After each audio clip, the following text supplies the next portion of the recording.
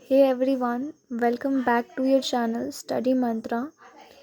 Today we are going to study the chapter Secularism. अगर आप class 11 का political theory chapter 8 खोलते हो तो आपको सेकुलरिज्म मिल जाएगा। तो जो 2023 से 24 बैच के जो स्टूडेंट्स हैं उनके एग्ज़ाम में यही लास्ट चैप्टर है पॉलिटिकल थ्योरी का जो आ रहा है। So let's start this chapter. हम क्या देखते हैं हमारे सोसाइटी में, स्पेशली इंडियन सोसाइटी में बहुत सारे रिलीजन हैं। अब इन सभी रिलीजन में क्या है, बहुत सारी डाइवर्सिटी है और यही डाइवर्सिटी हमारी इंडियन सोसाइटी की एक यूनिक फीचर है।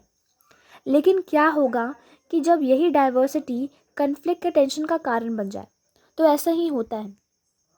मान लीजिए एक रिलीजन को जो है सपोर्ट मिल रहा है गवर्नमेंट के थ्रू और एक को नहीं मिल रहा है, इससे होगा क्या कि दो रिलीजन के बीच में कन्फ्लिक्ट स्टार्ट हो जाएगा और इससे जो है बहुत आगे प्रॉब्लम भी हो सकती है कंट्री में। तो इस टाइम पे सेकुलरिज्म का इम्पोर्टेंस समझ में आता है। सेकुलरिज्म का मतलब होता है धर्मनिरपेक्ष, मतलब किसी एक धर्म को मानना नहीं, सभी धर्मों को एक बराबर मानना। और इंडिया एक सेक्युलर कंट्री है, इसको हम बहुत तरीक़ों से बताएंगे। तो किसी भी चीज़ का इम्पोर्टेंस तब पता चलेगा जब हम जानेंगे कि अगर वो ना रहे तो उसकी क्या अहमियत है ना। तो अब हम स्टार्ट करते हैं कि सेकुलरिज्म की क्या इम्पोर्टेंस है। तो जैसे कि आप देख सकते हो जूइस जो पीपल हैं आपको देखने को मिलेंगे पैलेस्टीन में, स्पेशली मिडिल ईस्ट। तो उनको जो है डिस्क्रिमिनेशन फेस करने को मिला, ठीक है, बहुत ज़्यादा फेस करने को मिला। इसके अलावा कुछ अरब माइनॉरिटीज़ हैं जिसमें mainly Christian and Muslim people आते हैं। तो they were denied from a social, political and economic. इन सभी तरह के बेनिफिट से वो कहते हैं डिनाइड थे, ठीक है। आप इस तरीके से ग्राफ्स के थ्रू बना के कर सकते हो, इससे आप इजीली अंडरस्टैंड कर लोगे क्या चीज़ है। एंड कुछ और भी माइनॉरिटी देख सकते हो, जैसे कि पाकिस्तान में कुछ मुस्लिम हैं एंड बांग्लादेश में भी। तो ये कुछ माइनॉरिटी ग्रुप ऑफ पीपल हैं। अब हम बात करते हैं कि सेकुलरिज्म का मतलब क्या है, यानी कि आपके एग्जाम में सेकुलरिज्म आ गया तो आप क्या लिखोगे। सबसे पहले सेकुलरिज्म का डेफिनेशन लिखोगे, फिर इसके इंपॉर्टेंस में आप इसमें डाल सकते हो, जैसे कि what is secularism. So first you will tell that what is secularism, ठीक है।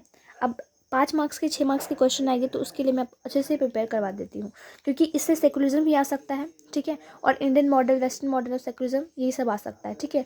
और वाई हमारे इंडियन मॉडल ऑफ सेकुलरिज्म का क्रिटिसिज्म होता है, ये भी पता होना चाहिए, ठीक है। सो मैंने आपको बोला व्हाट इज़ सेकुलरिज्म। तो सबसे पहले आपको किसी फिलोसोफर या कोई पर्सन जिसने बताया है कि सेकुलरिज्म क्या है, अगर आप ये लिखते हो तो एक अच्छा इम्पैक्ट क्रिएट कर सकता है आपके टीचर्स पे। तो पहला आप लिखना कि according to Jawaharlal Nehru secularism means the total rejection of all forms of communalism, ठीक है। अब देखो ये चीज़ मैंने जो है ना आपकी बुक ही से ली है, ठीक है। अब अपने बुक को पूरा पढ़ लोगे, 1-2 बार पढ़ लोगे तो समझ में आएगा सेकुलरिज्म क्या होता है।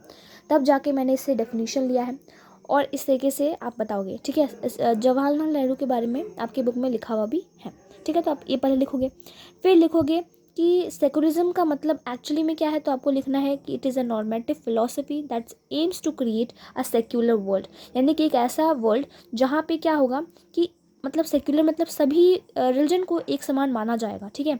रिलीजियस डोमिनेशन नहीं होगा, फ्री ऑफ रिलीजियस डोमिनेशन होगा, यानी कि कोई भी तरह का पर्टिकुलर रिलीजन का डोमिनेशन नहीं देखने को मिलेगा आपको। तो सेक्युलरिज्म एक ऐसा टर्म है जो अपोज करता है both inter religious domination and intra religious domination, ठीक है। अब इंटर रिलीजियस क्या होता है, इंटर रिलीजियस क्या होता है, ये आपको एक्सप्लेन करना पड़ेगा ताकि आप अपना आंसर को और बड़ा कर सको। इंटर रिलीजियस डोमिनेशन और इंटर रिलीजियस डोमिनेशन क्या होता है मैं आपको इसी वीडियो या फिर अपकमिंग वीडियो में ज़रूर बताऊंगी, ठीक है। लेकिन थोड़ा बहुत जान लो कि इंटर रिलीजियस में क्या होता है कि जब एक रिलीजन दूसरे रिलीजन को डोमिनेट करता है, ठीक है। एक पर्टिकुलर क्या बोलते हैं रिलीजन के पर्सन को क्या डिस्क्रिमिनेट करते हैं, तो सोशली, इकोनॉमिकली, पॉलिटिकली, तो ये हमारा इंटर रिलीजियस डोमिनेशन होता है।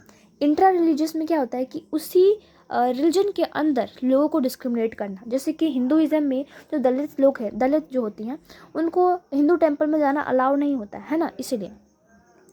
दूसरा चीज़ कि secularism opposes all forms of institutionalise religious supremacy, यानी कि रिलीजन का जो सुपरमेसी रहता है, एक पर्टिकुलर रिलीजन का सुपरमेसी दूसरे रिलीजन पे होता है, उसको रोकने का काम करती है, अपोज करती है।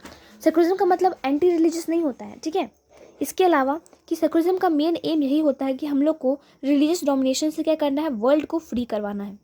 इसके साथ साथ हम लोगों को रिलीजियस फ्रीडम को इनकरेज करना चाहिए एंड इक्वालिटी प्रमोट करना चाहिए, ठीक है, विद इन द रिलीजन और डिफरेंट रिलीजन में, ठीक है। नेक्स्ट हम लोग अगले पेज की तरफ मूव करते हैं।